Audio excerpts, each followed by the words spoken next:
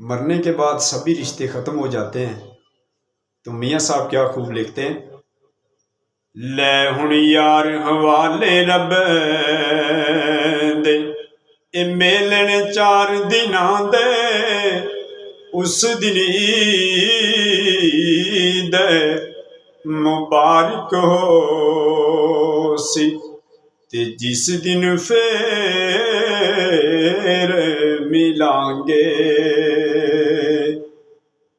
किन्ना अंदर पैसी वचोड़ा ते कौन बवेगा जुड़ के केड़े केड़े यार मुहम्मद कट्ठियां रहणगे मुड़ के।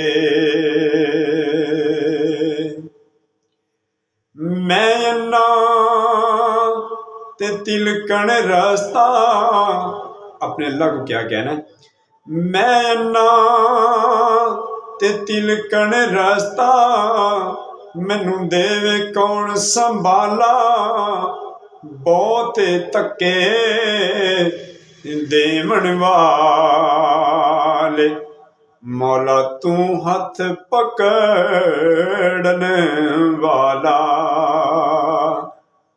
उच्चियां लम्मियां लाल खजूरा कणियां जिन्हां दियां छावां एक बार जे टुर जावन फेर नी लभदियां मावां।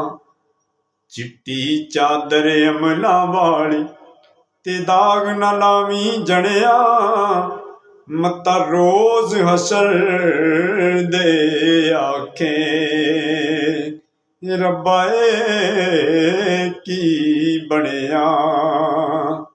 वीडियो अच्छी लगे चैनल में जरूर सब्सक्राइब करिए। शुक्रिया।